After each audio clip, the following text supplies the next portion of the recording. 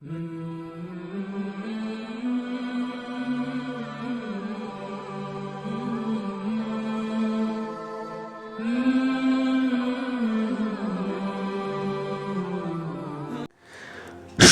اللہ کے نام سے جو بڑا مہربان نہایت رحم والا ہے۔ انسانی زندگی کی حقیقت آج صرف اتنی سی نظر آتی ہے کہ وہ سیدھی زندگیوں سے اس لیے گھبرا کر چلتا ہے محض ہمیں محفلوں میں چار دوستوں کے بیچوں میں پھوٹانے والی بات یا بڑی بڑی باتیں کرنے کا موقع مل نہ پائے۔ آج تک کبھی نہیں دیکھا کہ کسی نے اپنے ڈھلتی عمر میں کسی کو آ کر یہ کہتا ہو اس سورہ میں یا اس سورہ میں اللہ تعالیٰ نے ہمارا کیا انجام رکھا ہے۔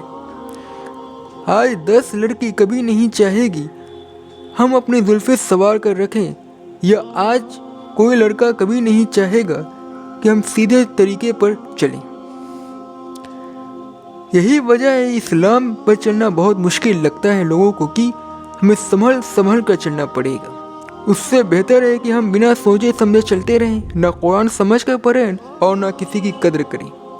بھلے زندگی پر اللہ کے ہوتے ہوئے بھی گواہی دیتے رہے اللہ سب کچھ جاننے والا ہے، دیکھنے والا ہے۔ بے شک اللہ سب کچھ دیکھنے والا، جاننے والا ہے، پر ہمیں اس کا شعور نہیں۔ 2 رکشے والا، ایک شرابی ہے اور ایک عبادت گزار اللہ کا ذکر کرنے والا، اور 2 بادشاہ ہیں، ایک شرابی اور ایک عبادت گزار اللہ کا ذکر کرنے والا۔ تو کون رکشے والا اور کون بادشاہ اللہ کے نزدیک ہے؟ وہ جو اللہ کا ذکر کرنے والا ہے، اللہ کا دعوت دیتا ہے۔ امیری غریبی کچھ نہیں ہوتا، غلطی آپ کی ہے جو آپ نے سیکھی ہے۔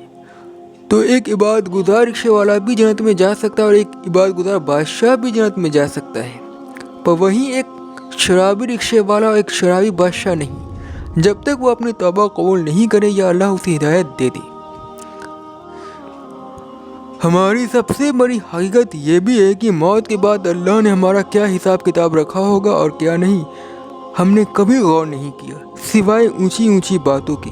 آخرت جو جنت میں تمہیں اونچے اونچے بستروں میں آرام کرنے کو ملیں گے، کتنے آسانی سے انداز کرتے ہیں۔ ہم نے اس لیے انداز کرنا بھی سیکھ لیا۔ ہمیں لگتا کیا ہے جیسے کہ قرآن میں کوئی آیات سنائی جاتی ہیں تو ہم سن کر پہلے تو یہ تعجب کرتے ہیں کہ قرآن میں یہ فرمایا گیا ہے، لیکن پھر اسے قصہ کہانی بنا دیا جیسے ہمارے ساتھ ہونے والا ہے، ایسا کر کے جیسے سچائی کے بعد بھی ہم پھر اپنی دنیا میں آ جاتے ہیں۔ ہر انسان ہر آیات کے ایک ایک میننگ کے پہلو کو سمجھے تو ڈرے بھی، اور ہمیں اس بات کا احساس ہوگا کہ ہم نے اللہ کو مانا تو ضرور ہے، کیا واقعی ہمارے دل میں ڈر ہے؟ اللہ جو دکھائی نہیں دیتا قیامت کے دن ہمارے سامنے جب آئے گا، ہمارے 1000 رازوں کو کھول دے گا، کیا واقعی ہم توبہ کرتے ہیں کسی بھی غلطی کا؟ اس کا واحد وجہ صرف یہ ہے کہ ہم ساری حقیقت جان کر بھی صحیح راستے پر چلنا نہیں چاہتے، کیونکہ ہمیں پتہ ہے کہ بہت ساری باتوں سے ہم دوسروں سے پیچھے رہ جائیں گے، بھلے اللہ کے راستوں میں پیچھے کیوں نہ رہیں۔ اور بہت ساری عورتیں اپنے زینت کو ڈھک کر چلنا موت تک کسی کو گوارا نہیں، کسی مرد کو یہ بھی گوارا نہیں کہ ہم ضرورت کے علاوہ آوارگی کرتے رہیں۔ بھلے ہماری زندگی سب میں گزر جاتی پھر بھی ہمیں دوسروں سے امید ہے۔ بار قرآن سمجھ کر سچائیوں کے راستے پر چلنے سے بہتر نہ ہوگا کہ ہم اپنی لائف اسٹائل بدل کر لوگوں کے سامنے دکھائیں؟ اصل میں ہم متاثر ہوتے ہیں اپنے ماحول سے، جیسا انسان ویسے بننے کی کوشش۔ پر کبھی کسی نے سوچا کہ کسی کی زندگی ایمان والی بھی ہے؟ ہمیں زندگی دھوکے میں برابر رکھتی ہے اور ہمیشہ اللہ سے دور۔ اس لیے سورہ بقرہ کی آیات تم بھی اسی طرح ایمان لاؤ جس طرح اور لوگ ایمان لائے ہیں، تو کہتے ہیں ہم بھی اسی طرح ایمان لائیں جیسے بیوقوف لوگ ایمان لائے ہیں۔ جان لو بیوقوف لوگ یہی ہیں مگر وہ سمجھتے نہیں۔ یہی وجہ ہے کہ اسلام ہمیں سیدھے راستے پر چلنے کی راہ دکھاتا ہے تو ہمیں مشکل ہوتی ہے، شیطان ہمیں بہکائے گا۔ کبھی ہم نے سوچا ہماری زندگی اس طرح چل رہی ہے جس طرح اللہ تعالیٰ نے قرآن میں فرمایا ہے؟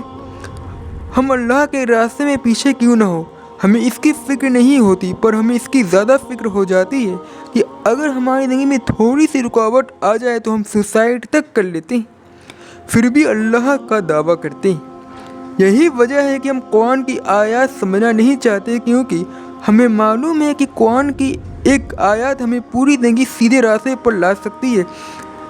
بہت اچھی بات ہے، پر آج انسان اللہ سے اتنا دور ہے کہ ایک ایک حقیقت سے دور بھاگنا چاہتا ہے، بھلے ہمارا ڈھلتا عمر ہی گرتا رہے۔